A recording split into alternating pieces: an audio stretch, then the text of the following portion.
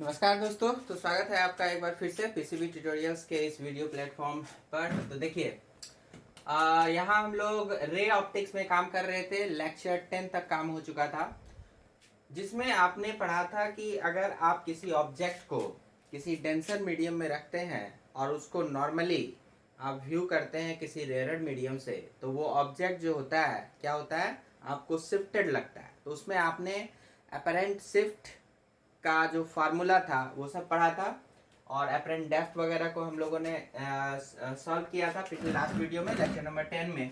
तो एक बार फिर से मैं उसको हल्का सा रिवाइज कर दूं। जैसे कि अगर d एक्चुअल डेप्थ हो गया तो इसका जो इमेज बनेगा ये d बाई म्यू पर बनेगा, यही पढ़ा था हमने। और इसमें जो शिफ्टिंग होगी वो हो जाएगी d into 1 minus 1 by mu की, है ना। तो ये हम लोग पहले से जो आपको वीडियो लेक्चर नंबर 10 दिया गया है उसमें अच्छे से डिस्कस करके समझा दिया गया है ना। तो अगर आपने वो लेक्चर नहीं देखा है तो ऑफ कोर्स जाके पहले उसे देखना है, उसी के बाद आगे इसको कंटिन्यू करेंगे, ठीक है। अब उसी पर देखिए, छोटा सा आपको एप्लीकेशन बेस्ड है कि अगर मैंने एक कांच का प्लेट लगाया या कोई स्लैब लगाया और उसके ऊपर एक और लगा दिया, मतलब दो डिफरेंट स्लैब्स लगा दिए। और ऐसा भी कभी कह सकता है कि कोई एक लिक्विड है और उसके ऊपर कोई इमिसिबल जो उसके साथ मिक्स ना हो, तो एक दूसरा लिक्विड लगा दिया, है ना। जैसे कि वाटर हो गया नीचे के लेयर में और ऊपर से केरोसिन ऑयल डाल दिया। तो वाटर और केरोसिन जब एक साथ डालोगे तो केरोसिन वाटर में मिक्स नहीं होता, वो बिल्कुल ऊपर आ जाएगा केरोसिन, है ना, हल्का होता है। तो इसी तरह से तो आपको दो लेयर्स तैयार हो गए। तो मान लो कि T1 थिकनेस का आपका एक लेयर आ गया और T2 थिकनेस का एक आ गया, या फिर दो अलग अलग ग्लास स्लैब्स आ गए, और इनके रिफ्रैक्टिव इंडेक्सेस अलग अलग है। ओके, रिफ्रैक्टिव इंडिसेस अलग अलग है। अब यहाँ पर नीचे में कहीं पर भी आपका एक ऑब्जेक्ट हो सकता है। ये तो मान लो हमने अपनी सुविधा के लिए इसको सटा के ही रखा हुआ है, एक ऑब्जेक्ट रखा हुआ है और इसको नॉर्मली ऊपर से हम लोग व्यू कर रहे हैं। तो क्या होगा कि इस कांच की प्लेट की वजह से भी शिफ्टिंग होगी, ये ऊपर की ओर आएगा, और इसकी वजह से भी और ऊपर आ जाएगा, है ना। दोनों मिला करके इसका इमेज जो है ऊपर में कहीं पर बना देंगे। तो अगर मैं रियल डेप्थ की बात करूं जो हम यहां से काउंट कर रहे हैं, अगर तो क्या होगा, दोनों का थिकनेस का सम हो जाएगा T1 प्लस T2। तो अपरेंट डेप्थ क्या होगा, तो वही करना है जो अगर सिंगल होता तो T1 बाई म्यू वन होता, अब एक और है तो T2 बाई म्यू टू, है ना, दोनों ऐड हो जाएगा। तो T1 बाई म्यू वन अब plus T2 by mu to, simple. अगर एक होता तो T1 बाई म्यू वन आप करते ऊपर से, अभी दो है तो एक T1 बाई म्यू वन और plus T2 by mu to. जैसे अकेला था तो D बाई म्यू आता था, तो उसी तरह से ये रह गया। अपरेंट शिफ्ट कितने का, तो जैसे अकेला होता तो d into one minus one by mu, तो उसी तरह से एक की वजह से शिफ्ट T1 की वजह से शिफ्ट, तो T1 into one minus one by mu one, और T2 की वजह से शिफ्ट तो वो भी हो गया T2 into one minus one by mu two. Okay, आप इसी को थोड़ा ठीक से भी और लिख सकते हैं, जैसे T1 हो गया आपका यहाँ इसके साथ, T2 हो गया इसके साथ, माइनस वाले का एक साथ कॉमन कर लिया तो आपका बन गया ये T1 बाय म्यू वन, और इधर भी बन गया T2 by mu two, minus common आ चुका है। तो ये था आपका ये रियल डेप्थ था, और ये आपका अपरेंट डेप्थ था, उसको आपने माइनस कर लेते हैं आप, तो अपरेंट शिफ्ट निकल आता है ना। तो कभी कभी क्या होता है कि ये सब सवाल के रूप में आपको पूछ लेगा डायरेक्ट निकालने के लिए, तो ये सब दे दिया। अच्छा, अब यहाँ पर आपसे और क्या पूछेगा, और आपको कहेगा कि ऐसा कीजिए कि आप इसी थिकनेस का, मतलब T1 प्लस T2 थिकनेस का एक स्लैब लेके आइए। ओके, एक ही मटेरियल मीडियम का वो स्लैब होना चाहिए, तो उसका म्यू इक्विवेलेंट हमसे पूछ लेगा कि उसका म्यू इक्विवेलेंट फिर आपको बताना है। ओके, तो ऑब्जेक्ट आपने वहीं पर रखा हुआ है, देखना आपको उसी तरह से नॉर्मली है ना। तो शिफ्ट जितना यहाँ हुआ है उतना ही शिफ्ट वहां भी होना चाहिए, या फिर जितना अपरेंट डेप्थ हमको यहाँ पर फील हो रहा है उतना ही अपरेंट डेप्थ हमको वहां भी फील होना चाहिए। तो इस केस में आपको बताना होता है कि म्यू इक्विवेलेंट की वैल्यू क्या आएगी, है ना। तो वेरी सिंपल, देखिए, तो जब आप एक अकेला ही मटेरियल मीडियम इस तरह का रखेंगे जिसकी थिकनेस वही है तो इनका सम T1 प्लस T2, तो अपरेंट डेप्थ यहाँ पर आप क्या निकाल सकते हैं, वही था जो रियल डेप्थ है उसमें उसके म्यू से डिवाइड कर देना है। ये कंसेप्ट सीखा था हमने। तो T1 plus T2 by mu equivalent. Okay, अब जैसा कि सिचुएशन के अनुसार आप कह रहे हो कि ये वाले का इक्विवेलेंट यही है, तो हमने वही लिखा है, अपरेंट डेप्थ या shift in both the cases are equal. तो जो शिफ्ट या डेप्थ यहाँ पे मिल रहा है वही शिफ्ट या डेप्थ अगर मुझे यहाँ भी मिले तो फिर क्या हुआ, एपरेंट डेप्थ दोनों में इक्वल है तो दोनों को इक्वल कर दीजिए। यहाँ का एपरेंट डेप्थ क्या था, T1 by mu one plus T2 by mu two, तो यहाँ पर भी क्या हो जाएगा, T1 by mu one plus T2 by mu two is equal to इसका T1 plus T2 by mu equivalent हो जाएगा। क्लियर। ऐसे ही सोचिए कि अगर और भी स्लैब्स होते, तीसरा चौथा पांचवा, है ना, अगर इस तरह का होता तो क्या हो जाता, T1 by mu one plus T2 by mu two plus T3 by mu three plus T4 by mu four plus and so on, ऐसे चलता। और उधर क्या हो जाता है, T1 plus T2 plus T3 plus T4 plus plus divided by mu equivalent, है ना, तो वहां से सॉल्व कर सकते थे। लेकिन आपको नीट के लिए सिर्फ दो ही स्लैब्स को लेकर के काम करना है, और उसमें भी वो क्या करेगा, एक स्पेशल कंडीशन डाल देगा, बहुत इजी करेगा। क्या करेगा, वो कहेगा थिकनेस बराबर थी, वो कहेगा T1 is equal to T2, ठीक है, T1 is equal to T2 मतलब उसको T मान लो, T थिकनेस का ये भी है, T थिकनेस का ये भी है। अगर ऐसा हुआ तो बड़ा सिंपल काम है जी, T है और यहाँ पर T प्लस T2 T हो जाएगा, तो T कैंसिल हो जाएगा, तो वही मैंने यहाँ पे लिखा है, देखिए also if T1 equal to T2, तो क्या होगा, ये सारे जितने भी T थे सब खत्म हो जाएंगे। यहाँ पे दो के लिए बात हो रही है, तो बस 2T था तो 2 बचेगा, T खत्म हो जाएगा। तो यहाँ पर इक्वेशन आपका इसमें रिड्यूस कर जाएगा, 1 upon mu one plus 1 upon mu two equal to 2 upon mu equivalent. Clear है यहाँ तक। अब बस यहाँ से सॉल्व कर देना है म्यू इक्विवेलेंट को। तो क्या हो गया, एलसीएम ले लेना है, mu one mu two plus mu one, और इधर 2 by mu equal, so mu equivalent become 2 times, cross multiply कर लो, तो 2 time mu one mu two divided by mu one plus mu two. इस तरह से ये आपका फाइनल रिजल्ट होगा। अच्छा, तीन स्लैब होते इक्वल थिकनेस के, तब क्या होता, तो ऐसे कर लेते ना, 1 upon mu one plus 1 upon mu two plus 1 upon mu three is equal to, यहाँ पे फिर 3 आ जाता, 3 अपॉन म्यू इक्विवेलेंट, क्योंकि ये जो ऐड होता है T1 plus T2 plus T3 सब T था, तो T plus T plus T 3T by mu equivalent होता। T कैंसिल करना था, म्यू इक्विवेलेंट बच जाता, यहाँ पे 2 की जगह क्या आ जाता, 3 आ जाता, है ना। और उसके बाद फिर अपना एलसीएम लेके जो आंसर करना होता कर लेते। बट डोंट वरी, आपको 2 तक जरूर याद रखना है, डायरेक्ट याद रखना है तो बहुत अच्छा रहेगा आपको। So this become 2 times mu one mu two by mu one plus mu two, है ना। तो इस तरह की बात आ जाती है। ओके, एक तरह का, आप मैथमेटिक्स के स्टूडेंट नहीं है, लेकिन अगर आपको कहा जाए तो ये एक तरह का हार्मोनिक मीन होता है। 2 नंबर है अगर ए बी, और उनके बीच अगर आपको हार्मोनिक मीन निकालने को कहा जाए तो वो इसी तरह से निकलता है ना। ठीक है, तो खैर आपको ऐसे ही याद रखना है ये वाली बात। तो चलिए, इसके बाद अब आगे देखते हैं हम लोग सेकंड केस, जिसमें कि ऑब्जेक्ट को रखा जाएगा कहाँ पे, रेयर मीडियम में, और डेंसर मीडियम से उसको हम लोग व्यू करेंगे। ठीक है, उस केस को डिस्कस करते हैं।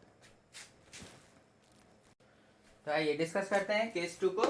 केस 2 में क्या बताया था कि ऑब्जेक्ट जो होगा वो लाई करेगा कहाँ पे, रेयर मीडियम में। तो जैसे एक चिड़िया है, एक बर्ड है, वो जो है एयर में लाई कर रहा है, यहाँ पे कभी फ्लाई कर रहा था, rare medium, and viewed from denser. तो डेंसर में कोई देखिए फिश है, कोई मछली है, वो पानी के अंदर है, और वो जो है, या कोई भी लिक्विड ऐसे मछली बनाया तो ऑफकोर्स ये पानी ही होगा। अच्छा, तो पानी के अंदर है और वहां से वो व्यू कर रहा है इस चिड़िया को। ठीक है, तो चिड़िया ऑब्जेक्ट हो गई जो रेयर मीडियम में था, म्यू रिफ्रैक्टिव इंडेक्स हो गया, और ये ऑब्जर्वर हो गया मछली जो डेंसर मीडियम में है। ठीक है, तो यहाँ पर आप देखिए कि जो इस बर्ड का इमेज बनेगा वो कैसे बनेगा। तो यहाँ से देखिए ये रे आएगी, एक तो सीधा आएगी, सीधा चली जाएगी इसके आंखों में बिना डेविएट हुए, चूंकि नॉर्मल के अलॉन्ग वो आ रही है।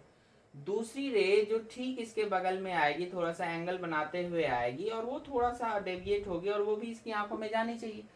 तो वो बी पॉइंट जो होगा वो काफी क्लोज होगा। लेकिन आपको थोड़ा सा ट्रायंगल समझ में आया, इसके लिए हमने क्या किया, यहाँ पे थोड़ा दूरी को यहाँ पे इनलार्ज करके दिखाया, आपको माइक्रोस्कोपिक व्यू दिखाया।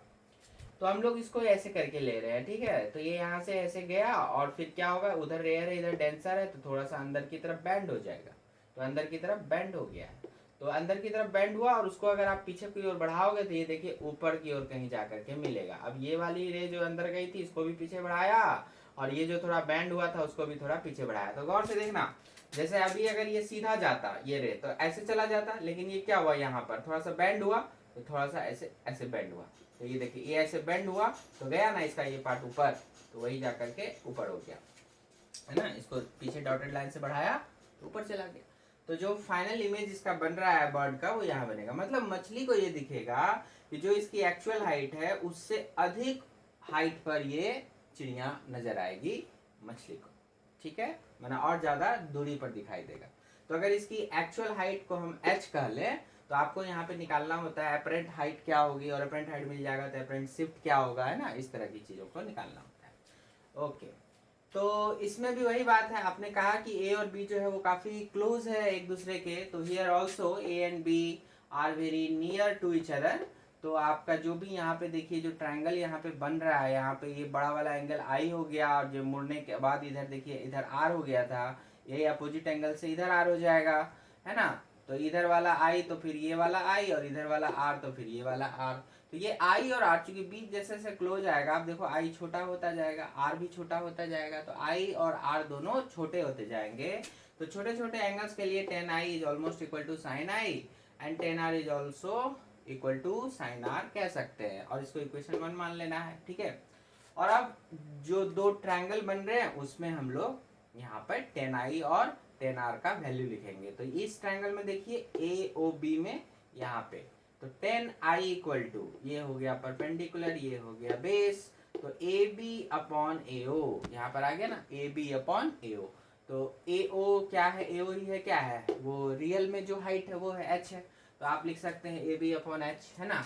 और इन ट्रायंगल AIB में अगर आप देखो तो tan r इक्वल टू वो क्या होगा, AB अपॉन यहाँ से AI, है ना, AB अपॉन AI, तो वो आपका यहाँ पर आ गया। अच्छा, also applying Snell's rule at B, B पर स्नेल्स रूल अब लगा दीजिए, बिल्कुल वही तरीका है जो हमने लास्ट वाले केस में अपनाया था, ठीक है। तो स्नेल्स रूल लगाएंगे तो यहाँ पर देखिए, ये देखिए कैसे जा रही है, एयर से जा रही है इस लिक्विड में, ठीक है, लिक्विड कहते हैं जनरल, एयर से लिक्विड में। तो ए म्यू एल लिखा, और फिर क्या लिखेंगे, mu L upon mu A, और फिर क्या करना है sine I upon sine R, ठीक है। तो sine I by sine R, तो साइन आई को तो टेन आई और साइन आर को तो टेन आर कहा था, तो sine I by sine R को यहाँ tan I by tan R से रिप्लेस कर दिया, ओके। और टेन आई और टेन आर निकाले हुए थे ना, दोनों को क्या करना है, पुट कर देना है। टेन आई हो गया है A B upon H, tan R हो गया ए बी अपॉन आई। अब देखो ए बी कैंसिल हो गया, ए आई ऊपर गया, एच नीचे आ गया, है ना। तो ए आई जो निकालना था आपको क्या आ गया, म्यू एल इंटू एच। तो मतलब क्या हुआ, ये जो आपको ए आई हुआ, अपरेंट हाइट हुआ ऑब्जेक्ट का, वो क्या हो जाएगा, तो अपरेंट हाइट एक तरह से कहिए इमेज ए आई बना जहां पर, तो that is equal to actual height and multiplied with refractive index of the medium, denser medium, ठीक है।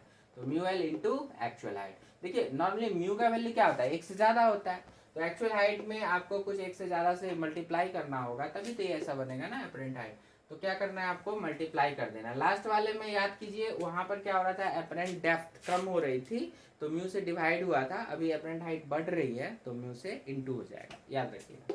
सो apparent height equal to mu L into actual height, okay, very important formula. तो यहाँ पर हम फाइनली अपरेंट शिफ्ट की बात कर सकते हैं, ए आई माइनस ए ओ, तो ए आई क्या हो गया, म्यू एल इंटू एच, और फिर माइनस ए ओ क्या कर देना है, एच, ठीक है। तो एच कॉमन कर लीजिए एंड म्यू एल माइनस 1 हो गया। तो ये यहाँ पर शिफ्ट का फॉर्मूला हो गया, सिंपल है। तो यहाँ तक अच्छे से नोट कर लीजिए, आगे बढ़ते हैं। तो देखिए दोस्तों, यहाँ पर एक बहुत ही अच्छा सिचुएशन है और बहुत कॉमन है, पूछता है आपको कई बार, कई एग्जाम में पूछा हुआ भी क्वेश्चन है इस पर आधारित, ध्यान रखिएगा, सिचुएशन को समझिए। कहता है कि इस सिचुएशन में जो आपको दिया गया है यहाँ पर क्या है, तो देखिए एक चिड़िया है, एक बर्ड है यहाँ पे, वो एकदम वर्टिकली डाउन आ रहा है, और नीचे यहाँ पर पानी हो गया, नदी है या तालाब है, और उसके अंदर कहीं पर मछली है, ठीक है। और ये मछली जो है ऊपर की तरफ जा रही है, सरफेस की तरफ जा रही है, सीधी वर्टिकली अपवर्ड। तो ये मछली ऊपर को जा रही है और ये बर्ड एकदम वर्टिकली डाउनवर्ड नीचे को आ रहा है, और दोनों एक दूसरे को देख सकते हैं। तो आपसे यही पूछा जा रहा है कि बताइए फिर velocity of bird with respect to fish क्या होगा, मतलब मछली जो है इस बर्ड को कितनी स्पीड से अपनी ओर आते हुए देखेगा, ठीक है। इसकी अपनी एक्चुअल स्पीड जो है या वेलोसिटी जो है वो हम लोग यहाँ पर दे रहे हैं किसी वक्त वी वाई, और ये मछली भी चूंकि ऊपर जा रही थी तो इसकी भी अपनी एक्चुअल स्पीड दे रखी है वी एक्स, ठीक है। और ये पानी में है और ये इधर एयर में है। तो मछली कितनी स्पीड से बर्ड को अपनी ओर आते हुए देखेगा, और उसी तरह से दूसरे में आपको निकालना है कि बर्ड कितना स्पीड से या कितना वेलोसिटी से मछली को अपनी ओर आते हुए देखेगा, है ना, यही सवाल कहता है। तो चलिए पहले केस को कैसे सॉल्व करेंगे इस पर बात करते हैं। तो पहला केस जो है आपका, उसमें आपको निकालना है velocity of bird with respect to fish, है ना। तो आप जानते हैं मतलब कि फिश जो देखेगा वो कितना से देखेगा बर्ड को अपनी ओर आते हुए। तो देखिए फिश जो देखेगी ये एक्चुअल में इसको तो नहीं देख सकती, इसके इमेज को देखेगी। तो अभी अभी हम लोगों ने बनाया था इसके इमेज को कि वो यहाँ ना बन के इससे थोड़ा ऊपर बनेगा। तो अभी अभी हम लोगों ने एक इमेज बनाया था जस्ट जो केस 2 आपने देखा पीछे, उसके आधार पर। तो मछली को ये ना दिख के ये दिखेगा, और वो कितनी हाइट पर दिखेगा। सो देखिए तो आपको बताया था कि जो एक्चुअल हाइट होगी उसमें बस म्यू से क्या करना है, मल्टीप्लाई कर देना है। तो यहाँ तक की जो डिस्टेंस आपको यहाँ से मिलेगी वो क्या मिल जाएगी, म्यू डब्ल्यू, म्यू एयर इस आपको धोखा ना हो इधर कर दो, म्यू डब्ल्यू इंटू वाई, इस तरह से मिल जाएगी, है ना। ऊपर की ओर शिफ्टेड मिलेगा, राइट है। तो इनके बीच का डिस्टेंस, अब देखिए मछली और इस जो इमेज बना है बर्ड का, उनके बीच का डिस्टेंस, क्योंकि मछली को तो यही चीज दिख रही है, यहाँ पे दिख रही है, तो वो टोटल डिस्टेंस क्या हो जाएगा। तो उस टोटल डिस्टेंस को हम लोग अब लिख सकते हैं,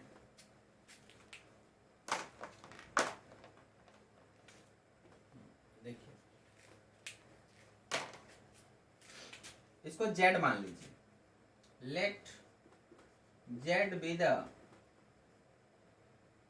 total apparent distance observed by the fish।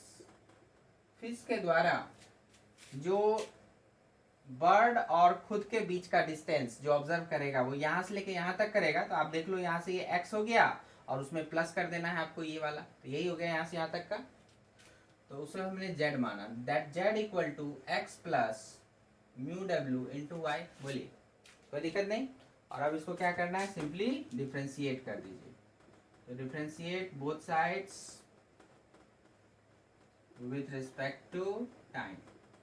तो क्या बनेगा, dz बाई डी टी, इधर हो गया dx बाई डी टी, और ये mu W and then dy by D T. तो dz बाई डी टी मतलब क्या होगा कि इसी डिस्टेंस में जो कमी आएगी तो वही जो ऑब्जर्व करेगा फिश, तो यही dz बाई डी टी है आपका vbf, ठीक है। मतलब वेलोसिटी या speed of bird with respect to fish, मतलब फिश कितनी स्पीड से अपनी ओर आते हुए देखेगा बर्ड को। dx बाई डी टी, तो dx by D T actual, चूंकि देखिए x ये डिस्टेंस है और ये खुद ऊपर की ओर जा रहा है vx से, तो x में जिस हिसाब से चेंजिंग आएगा वही क्या होगा, vx हो जाएगा। मतलब क्या होगा कि ये vx जो है this is nothing but dx by D T. तो ये जो भी आपका होगा वो vx यहाँ पर आ जाएगा, और उसके बाद प्लस म्यू डब्ल्यू और dy बाई डी टी। तो dy बाई डी टी क्या होगा, ये वाला उसी तरह से, चूंकि ये y था और उसमें जो चेंजिंग आएगा वही बताएगा vy। तो dy बाई डी टी क्या हो गया, यहाँ पर vy हो गया। तो ये हो गया vy। तो बर्ड जो जो फिश जो देखेगा बर्ड को अपनी ओर से आता हुआ, वो vx देखेगा और उसमें प्लस हो जाएगा म्यू डब्ल्यू टाइम्स vy, ठीक है। इस तरह से आ जाएगा, ओके। तो इसको याद रखिएगा। उसी तरह से अब दूसरा वाला काम करना है, तो दूसरे वाले पर भी बड़ा अच्छे से ध्यान दीजिएगा। इसी में काम कर रहे हैं हम दूसरा, फॉर VFB, मतलब इस बार बर्ड देखना चाहता है, किसको, फिश को। तो ये जो बर्ड है एक्चुअल में वो देखना चाहता है इस फिश को, तो ये एक्चुअल में दिखाई तो नहीं देगा ना, इसका इमेज ही देख सकता है वो। तो इसका इमेज कहाँ बनेगा, आप देखें कि ये वाला डेंसर में आ गया तो क्या होता है, शिफ्टेड होता है ऊपर की ओर। तो इसको यहाँ ना दिख के थोड़ा ऊपर शिफ्ट होते हुए दिखेगा, यहाँ पर दिखेगा, इसका इमेज देखेगा वो, राइट है। तो ये दूरी कितनी हो जाएगी यहाँ से, तो आपने पढ़ा था कि जो भी रियल डेप्थ होगा उसमें म्यू से डिवाइड कर देंगे, कर दिया डिवाइड। तो x अपॉन x था रियल डेप्थ, और अपरेंट डेप्थ हो जाएगा x upon mu W, right. अब उसी तरह से बर्ड और मछली का जो इमेज बना उनके बीच का डिस्टेंस को फिर से आपको z मान लेना है, ठीक है। तो क्लियरली मैं डायरेक्ट लिखता हूं हियर z इक्वल टू, तो आप डायरेक्ट लिख दीजिए आपका ये वाला डिस्टेंस और प्लस ये वाला डिस्टेंस, मतलब y plus x by mu W हो गया। और उसी तरह से अगेन डिफ्रेंशिएट कर दीजिए, तो मैं डायरेक्ट कर देता हूँ। तो D Z by D T equal to D Y by D T plus यहाँ पर ये म्यू डब्ल्यू कॉन्स्टेंट होता है वो तो बाहर आ गया, और D X by D T. फिर उसी तरह से यही आपको निकालना था, यहाँ डी एफ डी बन गया D Y by D T, मतलब इसका अपना एक्चुअल वी वाई, और D X by D T, तो D X by D T मतलब इसका अपना एक्चुअल स्पीड, तो V X by mu W. तो यहाँ पर इस तरह से, ठीक है।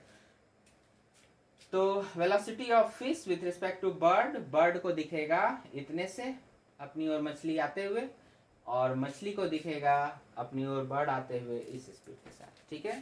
तो ये थोड़ा सा आप लोग ध्यान में रखिएगा, हो जाएगा, ठीक है।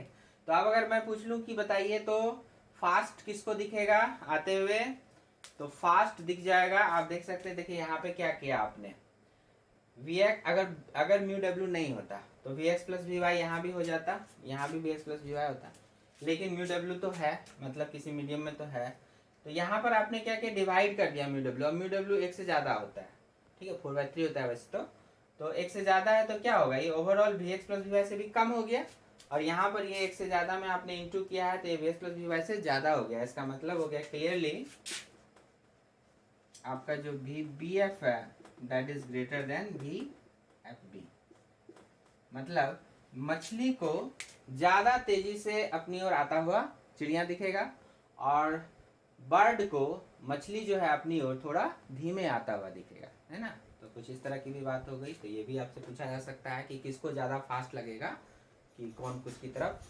ज्यादा फास्ट आता है।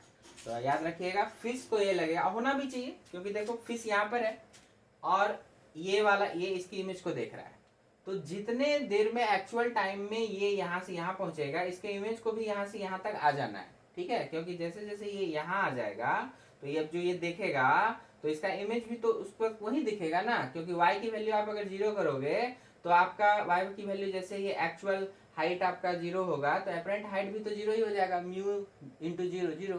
तो क्या होगा ना कि ये जितनी देर में यहाँ से यहाँ आएगा, इसको भी उतनी देर में यहाँ से यहाँ आ जाना है ना। तो इसका मतलब क्या हुआ, इमेज को फास्ट चलना पड़ेगा, तो जो ये ऑब्जर्व करेगा।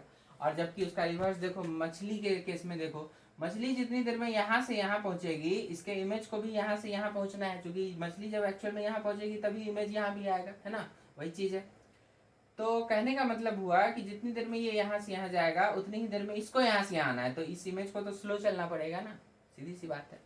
तो बस वही, तो चिड़िया को मछली अपनी ओर थोड़ा स्लो आता हुआ दिखेगा, जबकि मछली को चिड़िया अपनी ओर फास्ट आती हुई दिखेगी, ठीक है। और कितने से दिखेगी तो आपके सामने है, तो इसको जरा अच्छे से आप लोग समझ लें, और इसी पे क्वेश्चन में आपको न्यूमेरिकल डेटा दे देंगे और फिर वो सॉल्व करवा लेंगे। तो आई होप कि अब आप सॉल्व कर सकते हैं, तो अच्छे से समझ लें, ठीक है। फिर आगे बढ़ते हैं।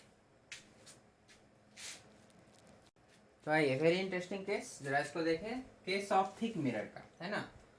तो यहाँ पर क्या हो गया कि एक थिक मिरर है और टी थिकनेस का है, म्यूजी हो गया रिफ्रैक्टिव इंडेक्स ऑफ ग्लास, और इससे इस वाले इंड से x दूरी पर कोई पर्सन खड़ा है, वो अपना इमेज देखना चाहता है। तो हमें एक्चुअल में पता लगाना है कि मिरर से कितनी दूरी पर इसका इमेज बनेगा, ठीक है। तो अगर सिंपल प्लेन मिरर की बात होती तब तो ठीक है, जितना आगे रहेगा उतना पीछे रख के बना देते, बट क्या हो गया, आगे में एक इस तरह से आपको एक डेंसर मीडियम आ गया जो क्या करेगा, शिफ्टिंग करेगा। तो उस शिफ्टिंग को अब आप इग्नोर नहीं कर सकते। तो होगा क्या, इसमें ये वाला सरफेस जो होगा वो यहाँ पर कुछ शिफ्ट हो जाएगा, तो मान लो, है ना, आगे की ओर शिफ्ट हो जाता है अपरेंट डेप्थ के हिसाब से, तो वो आगे को शिफ्ट हो गया, मतलब पूरा का पूरा मिरर ही आपको शिफ्ट कर देना है ऐसे केस को सॉल्व करने के लिए। मिरर को शिफ्ट कर दिया, अब शिफ्ट कितना से करना है, तो जो शिफ्टिंग का फॉर्मूला है उतना करना है, मतलब कि ये जो डिस्टेंस हो गई यही हो गया shift, and this shift is equal to, तो आपने शिफ्ट पढ़ा है t into 1 minus 1 by mu, ठीक है। चलिए म्यूजी है तो म्यूजी लिख दिया, okay, t into 1 minus 1 upon mu g, बस हो गया अब आपका काम। तो अब आपको क्या करना है, अब यहाँ से जो भी ये डिस्टेंस इसका बना उतना डिस्टेंस आपको यहाँ से पीछे चले जाना होगा। तो ये डिस्टेंस कितने का हो गया है, यहाँ से यहाँ तो x था और फिर ये वाला, तो ये वाला तो एपरेंट वाला था, तो उनको सम करेंगे हम लोग। तो x प्लस, और एपरेंट के लिए बताया था t बाई म्यू, है ना, ऐसे। और वैसे भी अगर आप x प्लस टी और उसमें से माइनस करोगे इसको, तो भी आपको यही आने वाला है। ठीक है, सिंपल है।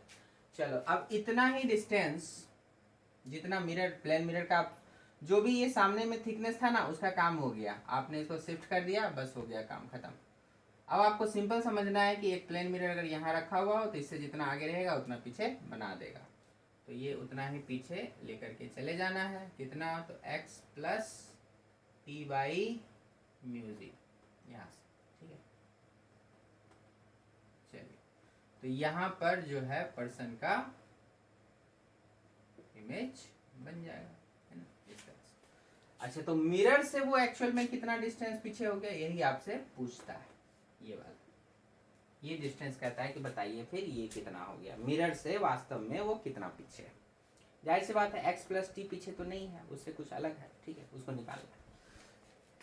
तो देखिए, यहाँ से यहाँ तक का आपको मालूम है कि वो क्या है, और आपको निकालना है ये। तो उसमें से मैं अगर ये वाला दूरी घटा दूं तो नहीं निकल जाएगा, दिस डिस्टेंस और माइनस दिस डिस्टेंस, तो बचा हुआ डिस्टेंस आ जाएगा ना। अब वही आपको निकालना है। तो ये जो डिस्टेंस आपको निकालना है वो निकालना है, तो ये वाला लिखना है पहले रिक्वायर्ड आंसर के लिए। ये मैंने यहाँ तक लिखा, उसमें से माइनस कर देना है इसको। ठीक है, मतलब इसको minus T into one minus one by mu g. और अब ये जो हो जाए सॉल्व होके, तो x plus T by mu g minus T minus minus plus one by mu g. देखिए क्या बन गया, तो x minus T and plus फिर आपका ये t बाई म्यूजी। अच्छा, यहाँ पे मैंने t छोड़ दिया, इंटू होगा ना यहाँ भी, तो t और t मतलब 2 times t by mu g. Okay, तो x minus T plus 2t by mu g, ये आपका हो जाएगा बिहाइंड, इतना बिहाइंड द मिरर। ठीक है, तो ये आंसर हो गया आपका। तो मान लो मैं ये मांग रहा हूँ आपसे कि ये x मैंने यहाँ मान लिया, ये z मान लो, ये z इक्वल टू व्हाट पूछा जा रहा है, तो आप z बराबर लिख सकते हैं। ठीक है, and this z is actual distance of the image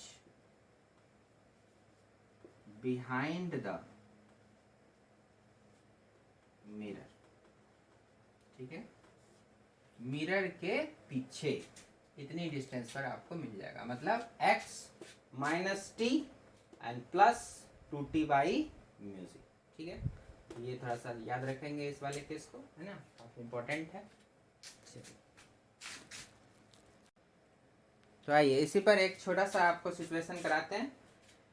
जैसे मान लो कि एक प्लेन मिरर हमने यहाँ पे रखा हुआ है और इससे 30 सेंटीमीटर की दूरी पर आपका एक ऑब्जेक्ट है, और अब आपको बताना है कि बताइए कि इसका इमेज कहाँ बनेगा। तो अगर मैं बीच में कुछ ना डालूं तो जाहिर है 30 सेंटीमीटर इधर है तो 30 सेंटीमीटर पीछे बन जाएगा, सिंपल सी बात है। लेकिन अभी क्या हुआ, बीच में मैंने एक स्लैब डाल दिया, एक कोई ट्रांसपेरेंट मटेरियल ग्लास का ले आया, स्लैब ले आया 10 सेंटीमीटर थिकनेस का, और उसको मैंने बीच में कहीं पर भी हम डाल सकते हैं, तो कोई फर्क नहीं पड़ेगा। ठीक है, इसको जितना शिफ्ट करना है उतना ही शिफ्ट करेगा, माने कि ये सिचुएशन और ये सिचुएशन एकदम सेम सेम, इसको आप बीच में कहीं भी रख लो। ठीक है, तो जो इमेज बनना है बिहाइंड द मिरर, तो हमने यहाँ पर जिस तरह से आपको पढ़ा, तो उसको भी चाहो तो यूज कर सकते हो, नहीं तो जो कॉन्सेप्ट्स है उसके हिसाब से आप चल लो सीधा सीधा। चलो, तो हम चलते हैं, कॉन्सेप्ट से ही चलते हैं। ये वाला आपको बेटर रहता है कि जब मान लो कि सटा के दिया हुआ है, तो यहाँ भी तो आप सटा के दे ही सकते हो, है ना। चलो, दोनों तरीके से कर लेते हैं। चलो, इसको सटा के ही देखते हैं पहले। तो ये इसको आप इधर पूरा पुश करोगे, सट जाएगा। सटने के बाद जो है ये कितना बन गया, ये यहाँ पर जब सट जाएगा 10 का ये खुद था, तो ये दूरी कितनी हो जाएगी 20 की। मतलब क्या हुआ कि ये x की वैल्यू हो गई वहां पर 20 और जो t की वैल्यू है वो हो गई 10। ठीक है, तो आंसर तुम्हारा क्या आ जाएगा, 20 हो गया x और 10 हो गया थिकनेस, 2 इंटू 10 बाय म्यू हो गया 3/2। सॉल्व करेंगे कितना आएगा, यहाँ से आ गया 10 प्लस इधर हो गया 20 इंटू 2/3, मतलब 10 प्लस 40/3, तो 30 तो 70/3 सेंटीमीटर हो गया। ठीक है, ये इसका आंसर हो जाएगा मिरर के बिहाइंड। ठीक है, एक तरीका हो गया, इसके हिसाब से आ गया। क्लियर है? क्या क्या मैंने इसको पुश कर दिया यहाँ पे, तो वो टी की वैल्यू तो 10 थिकनेस के बराबर, और पुश करने के बाद जो है इधर से कितना दूरी बच गया, तो 30 पूरा था, उसमें से थिकनेस माइनस कर दो तो 20 बच गया। तो मतलब ये x क्या हो गया 20। और आप जानते हैं कि इस केस में मिरर के पीछे कितना जाना है आपको, x minus T plus 2t/μg, है ना। तो आपने बिठा दिया वैल्यू 20 का, 10 का, और फिर 2 × 10/μg आपको दे रखा है 3/2, सॉल्व कर दिया। ठीक है क्या? चलो अब देखते हैं जरा इसको, और क्या सोच सकते थे आप। तो देखिए और क्या सोच सकते थे, जैसे जो प्रोसेस था उस प्रोसेस से भी अगर देख लो, तो इसकी वजह से मिरर कितना आगे आ जाएगा, पहली बात तो ये। तो मिरर कितना आगे आ जाएगा आपको वो देखना पड़ेगा। नहीं, प्रोसेस के हिसाब से अगर चले तो थोड़ा सा लेंथी भी हो सकता है, लेकिन देखिए जरा, तो प्रोसेस के हिसाब से चले तो ये आगे को शिफ्ट हो गया। ये शिफ्ट कितने का हो जाएगा, तो ये यहाँ पे बताएगा 10 × 1 - 1/μ, म्यू हो गया है 3/2, 3 नीचे 2 ऊपर। ओके, ये कितने का आ गया 10 × 3 में से 2 जाए 1, तो 10/3 का शिफ्टिंग हो गया। तो एक्चुअली मिरर यहाँ आ गया और अब इसका काम खत्म। तो 10/3 इधर आ चुका, तो आपको देखना पड़ेगा कि एक्चुअल डिस्टेंस कितना है। ठीक, अब कितना बन गया वो, तो 30 में से उस शिफ्ट को माइनस किया मैंने 10/3, तो 90 में से 10 हटाओ 80/3, तो ये यहाँ से 80/3 पीछे चला जाएगा, 80/3 पीछे जा करके इमेज बना देगा, राइट। लेकिन हमें तो निकालना है इस मिरर से ना, है ना। तो मिरर से ये वाला डिस्टेंस निकालने के लिए जिसको z कह रहे थे, तो 80/3 में से इस शिफ्ट को माइनस करना पड़ेगा। शिफ्ट कितना था 10/3, तो क्या हो गया 70/3, आ गया वही चीज। क्लियर है? तो कैसे भी बना सकते हो। तो इसमें अगर आप उसको अगर इसमें कन्वर्ट करके बनाओगे तो थोड़ा आसान पड़ेगा, आपको फटाफट फॉर्मूला याद है तो आसान पड़ेगा। नहीं अगर फॉर्मूला भूल गए हो तो जो प्रोसेस अगर याद है तो वहां से भी निकाल सकते हो। ठीक है क्या? चलो, तो यहाँ तक काम कर लेना है। ठीक है, तो इस लेक्चर में हम लोग यहाँ तक ही रखेंगे। अगले लेक्चर में जो बहुत इंपॉर्टेंट होगा टोटल इंटरनल रिफ्लेक्शन, उस पर बात होगी। ठीक है, तो यहाँ तक आप अच्छे से कंप्लीट कर लो, मन लगा के पढ़ो। और वीडियो अगर आपको ठीक ठाक समझ में आ रहा है तो भाई ज़रा लाइक वाइक कर देना, और जितने भी दोस्त लोग हों सबको बताइए, सबको शेयर कीजिए, सबको सीखने का मौका दीजिए, है ना। तो एक तरह से आपकी ये गुरु दक्षिणा हो गई हमारे लिए, है ना। तो सबको बताना है। ओके, तो अच्छे से शेयर कीजिए, सबको बताइए, और खुद भी अच्छे से लर्न कीजिए। ठीक है, तो lots of blessing to you, अच्छे से पढ़िए। ठीक है, ऑल द बेस्ट।